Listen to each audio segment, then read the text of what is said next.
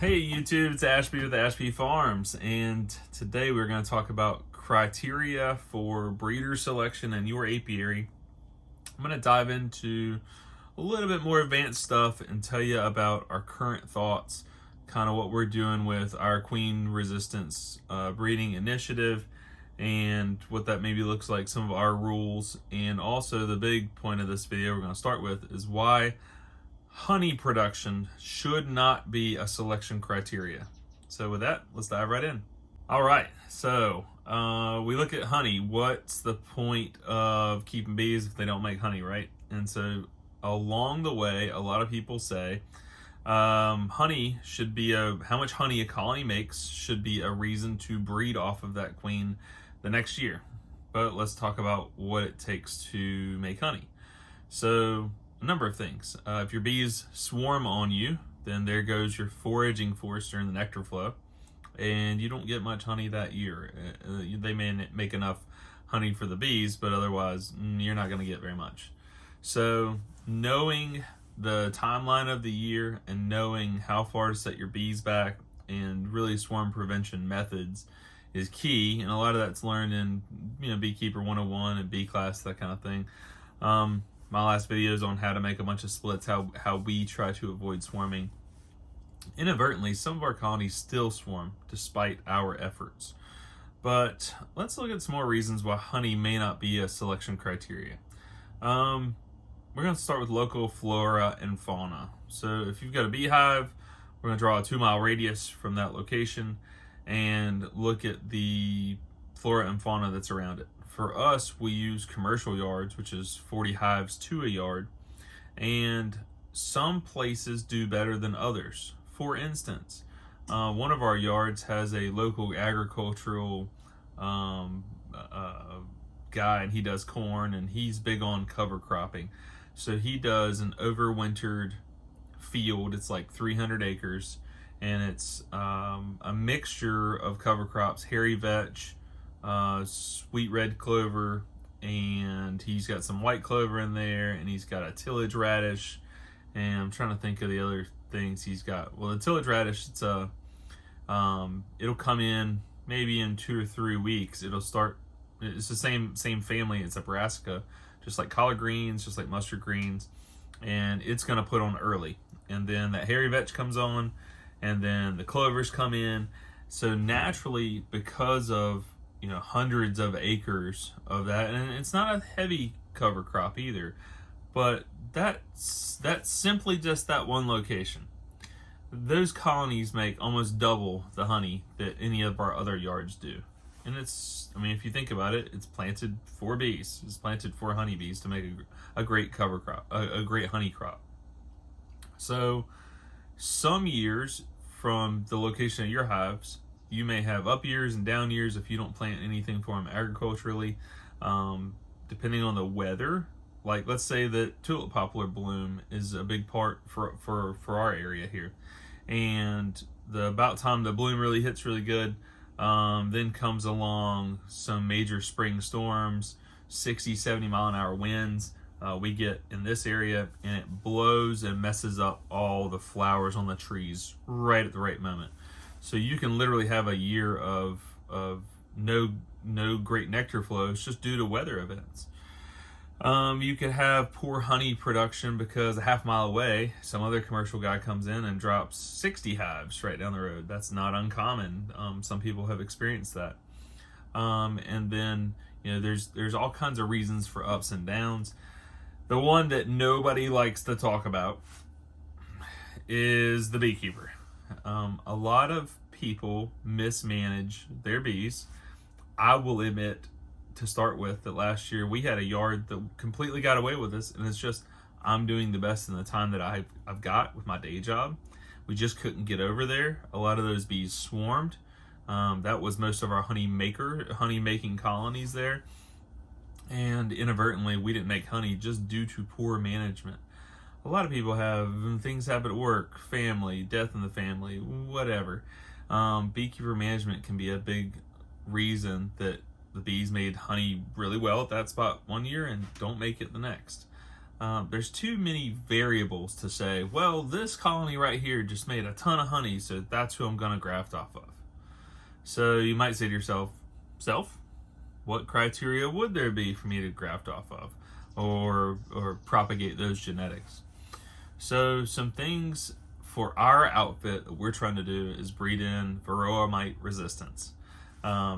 We are early in probably a 5-year study. We had some great data come out last year that shows we do have mite resistance, and I'm rather proud of our test results. And this will, as we go on year to year, we're going to look at how to propagate those good genetics. Sometimes, I'm going to bring up swarming. I'm going to quote Bob Benny: if you continue to catch swarms, then you're going to bring in swarmy genetics. Bees swarming is natural if the bees are left to their own devices and they're allowed to do what they want. But swarming is something that the beekeepers should be making an effort to get rid of to some degree in their bees. You can't completely get rid of it, but think about it for us. We treat all the colonies the exact same on pretty much the same date.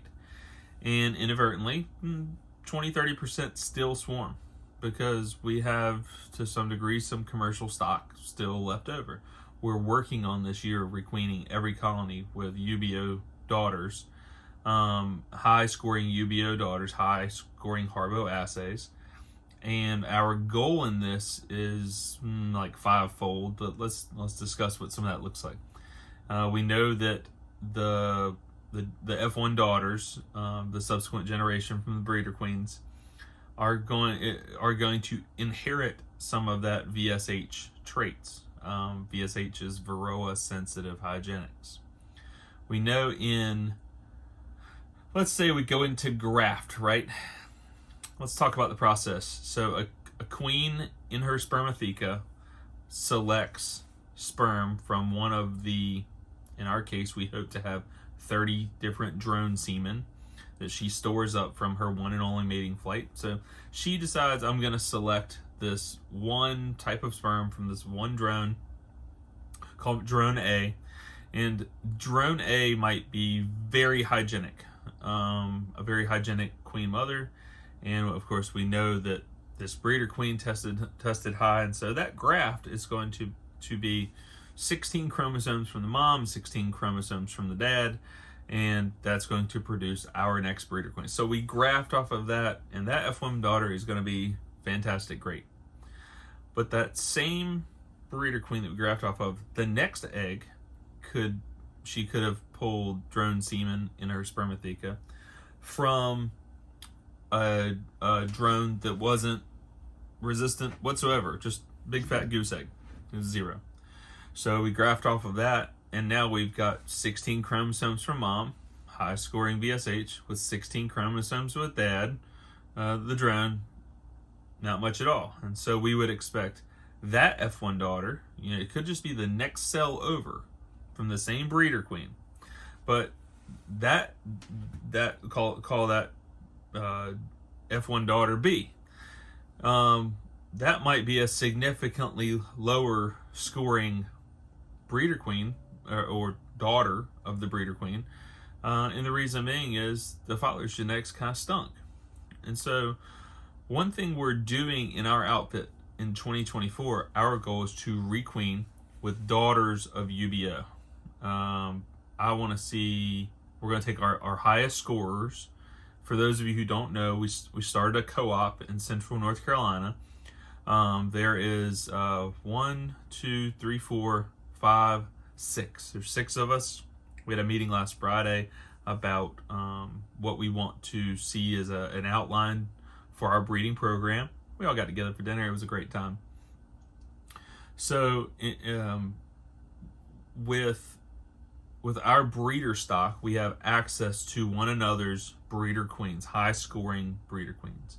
We're just going to swap virgins. And the idea in 2024 is to replace all the queens in our outfit so that a year later, 2025, let's say that a percentage of that VSH goes on to the daughters. let's call it 30%. And that means a year later, 30% of our drones in the air are now high scoring UBO as well. So in 2025, when we go to graft, we have a high scoring breeder queen. We're going to go in and pick that. We're going to graft from her larvae, which hopefully then is a higher scoring female with a higher scoring drone. And then we do the graft, we make a queen cell, that queen goes out, and also we have a higher percentage of our drone stock now carries that high UBO. Rinse and repeat 2026, rinse and repeat 2027. The goal is to control our drone stock as well as our queen stock. If you do this too much with a lack of genetic diversity, you'll cause inbreeding. So the benefit of a co-op in our area is that we are constantly keeping genetic diversity, but the breeder queens all share the same trait. They're all mite resistant. And year after year, our drone stock will get better and more diverse. And Keith Delaplane with the University of Georgia, he posted a study where they found in queens that they didn't know were they Varroa sensitive hygienics, VSH or not. They had no clue about them, but they dissected and they found in colonies where the queen mother had at least 30 different drone semen that the mite levels plummet. It's not to say that they're completely missing, but what they found is the trait, the VSH trait, is expressed significantly more where there's lots of genetic diversity. So let's picture, it's a recessive trait. In humans, that would be like somebody with red hair and blue eyes. While we know they exist in society, they're not real common. It's double recessive. And so we're trying to elicit a specific trait in bees, VSH. Well, if we took a bunch of red hair, blue-eyed people, and generation after generation after generation, we kept breeding them, and instead of inbreeding them, we increased the genetic diversity, we would expect to start to see a higher percentage in the subsequent generations of the trait expressed. We would expect that the kids, the grandkids, the great-grandkids, we're going to see more and more and more red hair, blue-eyed people in that case. Because honeybees are polyandrous, the queen on her one and only mating flight breeds with multiple drones. Then we know that our genetic diversity is very important to elicit that VSH trait. So what better way than to say, all right, we're going to breed from our highest stock amongst our co-op. We're looking for at least 30 breeders in our co-op to start with. Hopefully that'll increase more and more and more.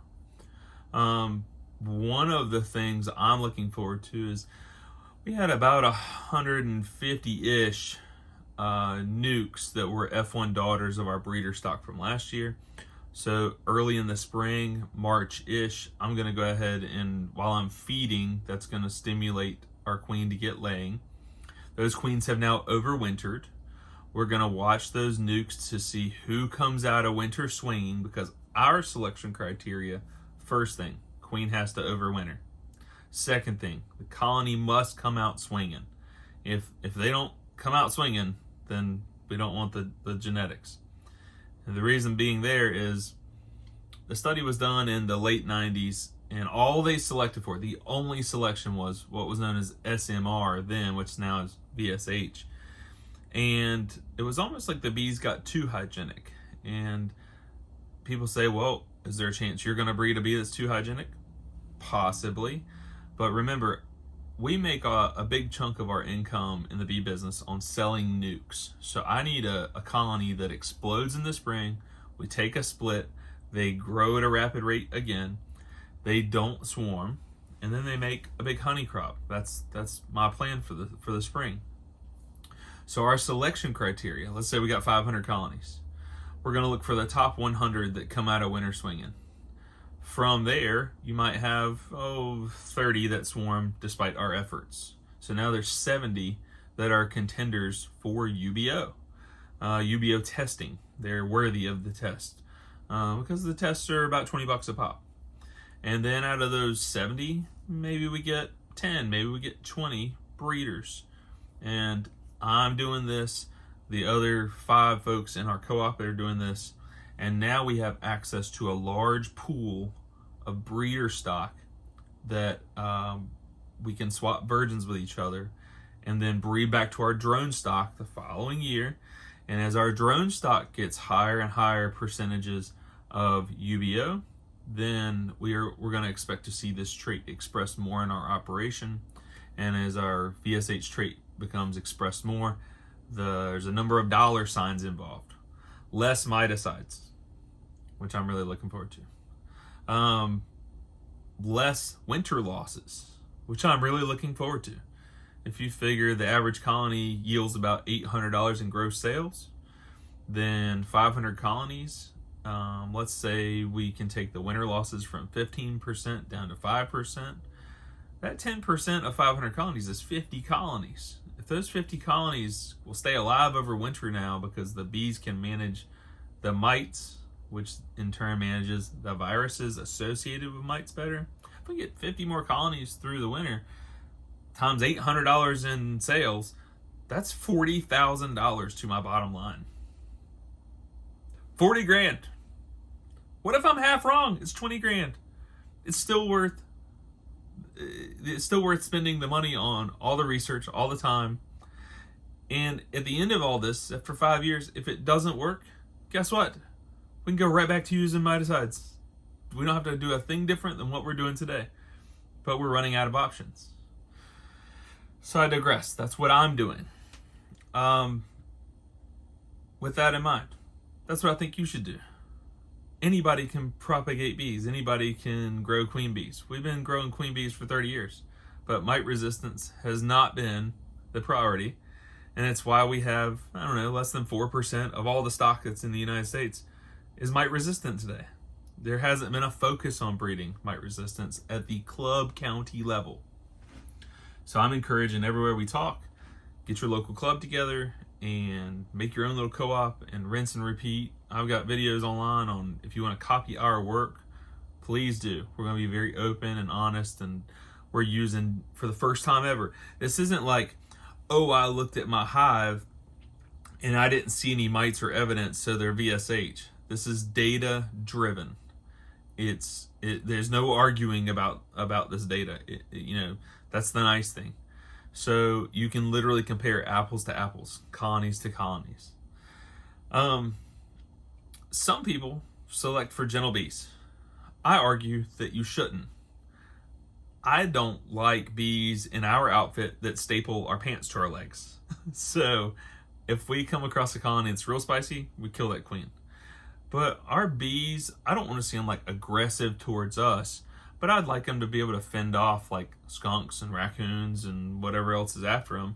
So I'm not going to be mad if I'm not going to call them slightly aggressive, but I'm not breeding with an outright goal of having aggression. You also have to remember certain times of the year, bees can be really grumpy, like during a dearth, and that same colony during a nectar flow can be as cool as a cucumber. So you have to get your sea legs a little bit on determining what criteria to use. So again, let's just review real quick.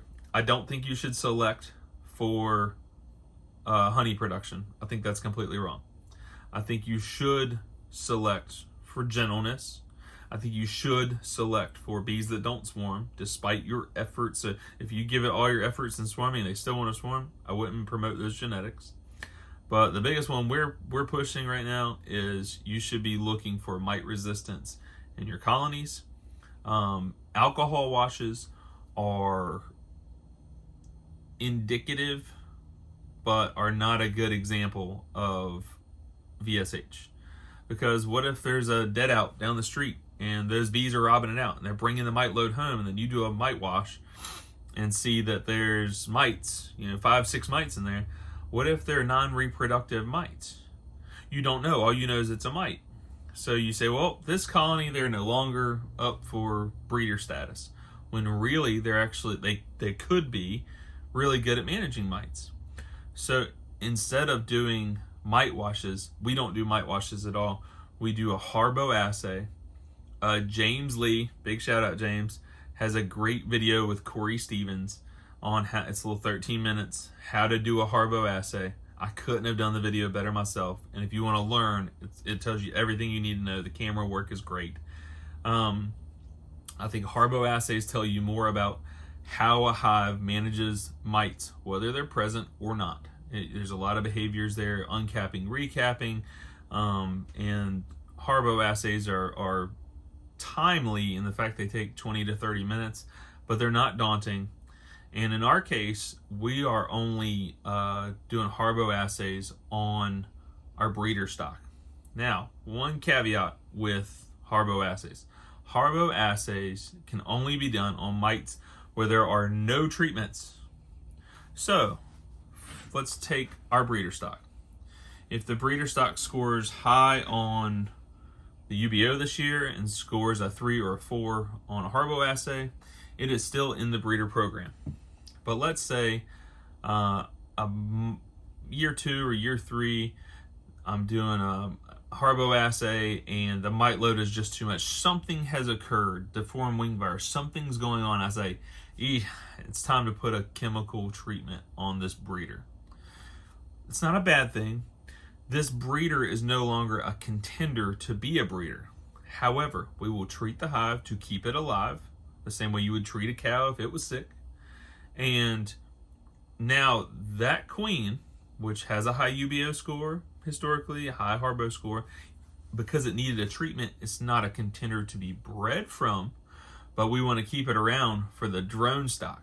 So we just keep it in our nuke mating area, and that way she'll continue to push out good drones, which is what we're looking for the following spring. So there's a little bit on selection criteria for your breeder stock at home. I hope that you'll start a co-op in your area with some other beekeepers that you know. I know I've been on a bit of a rant, but I hope you're able to follow all that. Guys, if you have questions, please leave questions in the comments. If you liked it, click down below.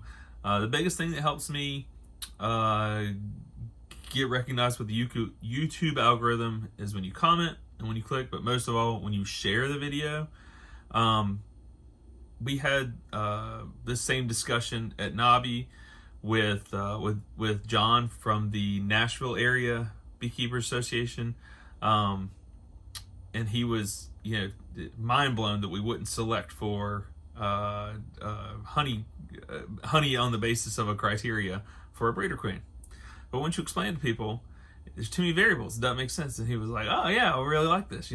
It's literally about having a conversation, saying, I don't think we should do it this way anymore. I don't think that's a criteria. Here's why. Some people will say, well, we're going to stick with that because that's worked for my granddad, worked for my dad, worked for me.